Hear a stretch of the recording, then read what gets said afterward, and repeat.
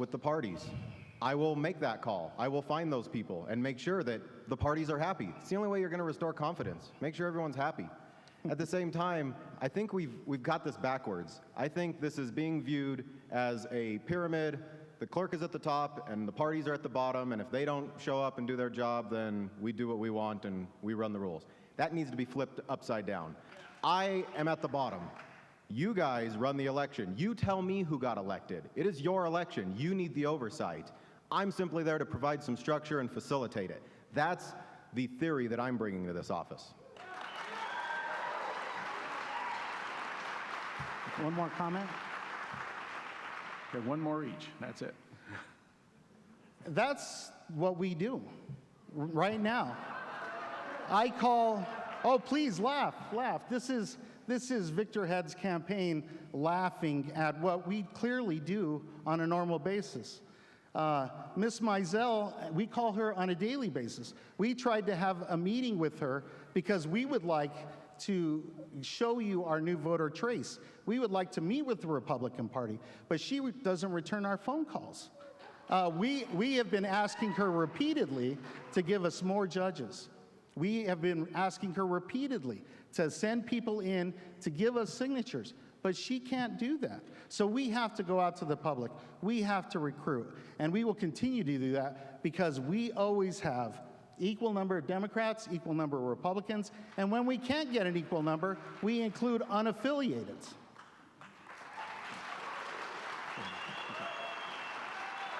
Okay. Do we need to take a break? So that those of you that are in discomfort and want to groan or boo or whatever can get that out of your system. Let's let the candidates both speak. Even if you disagree, you want to hear what they have to say because it helps you cast your vote. Okay, let's move on to another question. Victor, you're first. Are there any ways to streamline the process to get license plates or to file a title? Ooh, yes. It's actually my biggest position that I want to do in this office. As fun as the elections are, as we're talking about it, it's honestly not the biggest portion here that affects the citizens. We've got about, I think it was 80,000 people that voted in the last coordinated election. We've got 160,000-ish people in this county, and we've registered 161 or 2,000 registrations in 2013. We've got more registrations than we have people. So it's a bigger idea here. I'd like to initially just get some chairs down there to wait in. We really need to establish some metrics to establish what our wait times are, so we know if we make some changes, whether or not it's effective. I mean, heck, even the bakery that I go to on Abriendo has a take a number thing. Something like that would be nice. Expanded hours, a satellite office. You know, we're the only county on the 10-county report, the biggest 10 counties, that has a single line to stand in. Everyone, the whole county, gets to go to one big old line that everyone hates to go to. On the bigger picture, in the long term, I'd really love to establish some sort of metrics to measure what our process times are. There's a system they use in El Paso called Q-Flow. It measures all of that. It publishes it to the public. You can even get an app that tells you what the wait time is that day for the month. They average a 14-minute wait time for a county of 650,000 people. I don't think we even know what our wait time is because we have nothing. We don't even have the take a number system. So the Q-Flow system would be really great. In addition, in conjunction with that, it also gives incentives to the employees.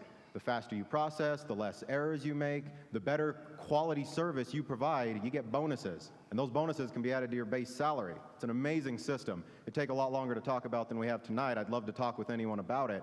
But we can provide a whole lot better service for the amount of staff and the amount of revenue that we have coming into this county than what we're providing right now.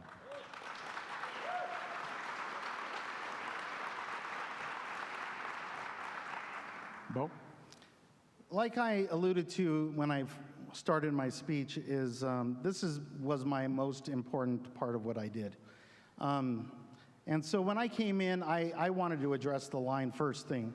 And so what we did is we found the bottlenecks. And what we figured out was that people with renewals go through the line. It takes about 7 minutes to do a renewal, 6 minutes to do a renewal. When it comes for a title, that can range anywhere from 8 minutes to 20 minutes, 30 minutes, depending on the problem that occurs. So what we did immediately was make an express line for renewals. The second thing that we did is we went out there and we started working on accepting credit cards, because we knew that as soon as we accepted credit cards, we can accept online renewals. So people could go online and renew their tags without even stepping foot in that one line, gigantic 1 foot line.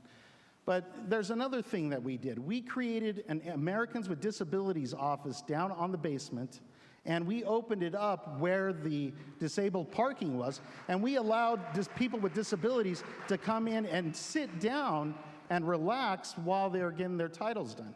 But he brings up a couple of good points. The flow system from El Paso County, it costs $7,000 to implement. So Mr. Head could fire 2 people in our office, and he can use that $70,000 to implement that system. I don't think that's going to make the line faster.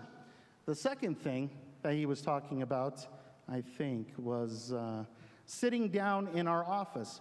There's a thing called the Americans with Disabilities Act, and there's fire codes. You put chairs in that small office that was built 100 years ago. There's no fire lanes. It's going to become a huge fire problem. So, you know, we need a branch office. I raised $17 million from the county commissioners to build a branch office. Unfortunately, the economic downturn happened, and they took it to pay their employees. I would love a branch office, and he's right. We're the only ones in the main area of the state that doesn't have one.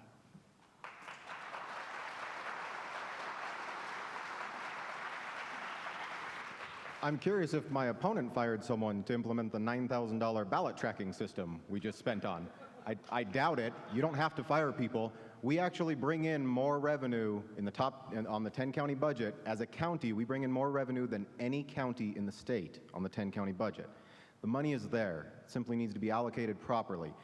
Like I said, elections are fun. They're fun to talk about. I wouldn't have spent $9 grand on a ballot tracking system. I would have spent that on the Q-flow system. Everything he's talking about that may or may not have increased the efficiency of the office, there's no metrics to prove it. We don't know if it actually worked.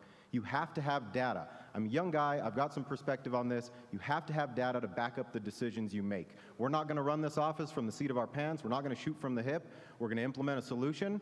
If the data backs it up, we'll keep it in place. If it doesn't, we reel it back and we try something different. That's the proper way to run an office. Steve?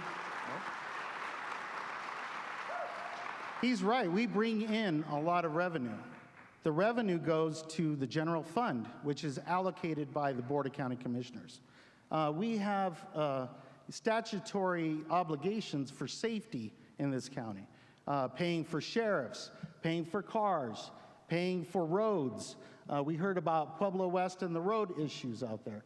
So I understand where he's coming from. We do bring in that money. Like I said, I raised $17 million out of the money that we were bringing in to allocate for a branch office.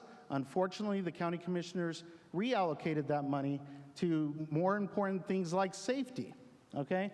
So, and talking about ballot trace, it's funny that he's taking digs at ballot trace when he was just talking about voter fraud. Ballot trace is a way that we can mitigate voter fraud. It's a way that every person can track their ballots. Thank you for bringing that up, Victor.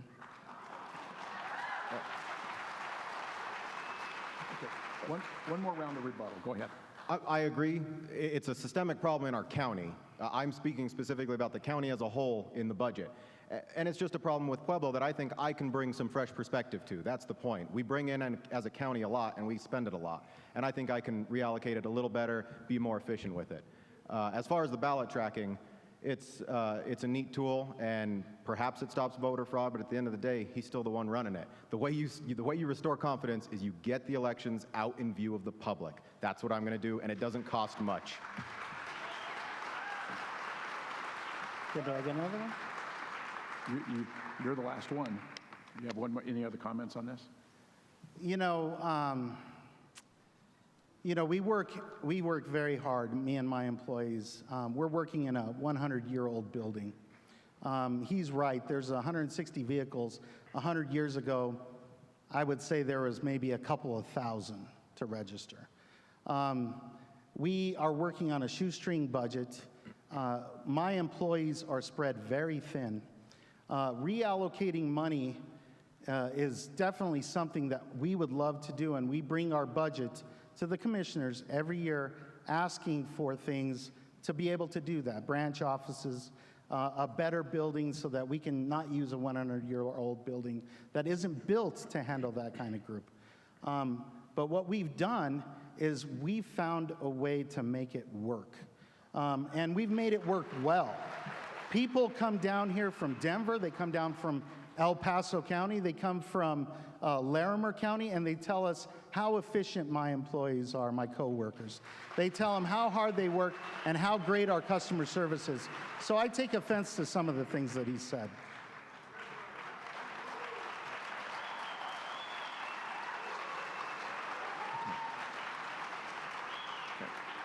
Okay. A related question, and Bo, you'll answer this one first. A number of readers of the Chieftain wrote to complain about what they described as the high fees for license plates and filing titles and also late fees.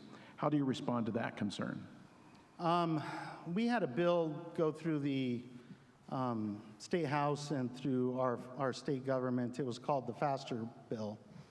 It was meant to raise fees so that we can improve our infrastructure of roads so that commerce can work better in the state of Colorado. For some parts of it, I agreed with it.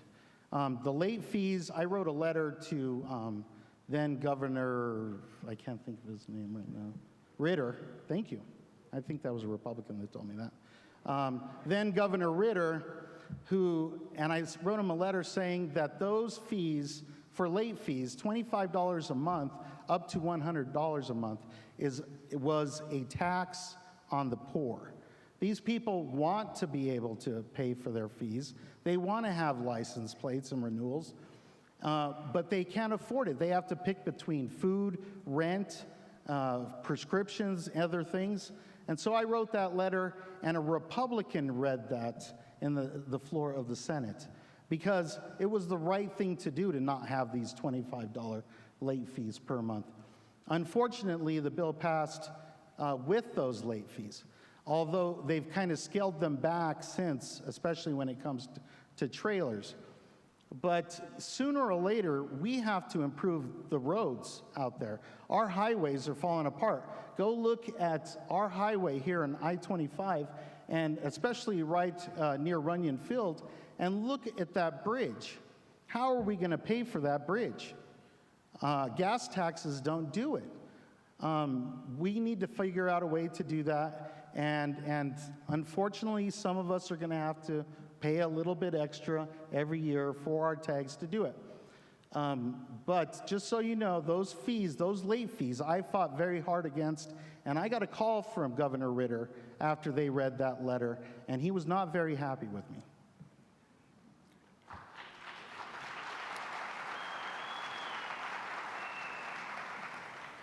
Okay. Victor? Well, the legislature generally controls that. That's what has happened in the past. We don't really have much say over it. Stay around for the debates tomorrow. Those are the guys you need to yell at about that, senators and House reps. But there are some steps we potentially could take within the county clerk's office. There are some recording fees, e-file fees, things like that. Potentially, it's something I'd definitely be willing to look at and see if we could scale back some and at least save a little bit.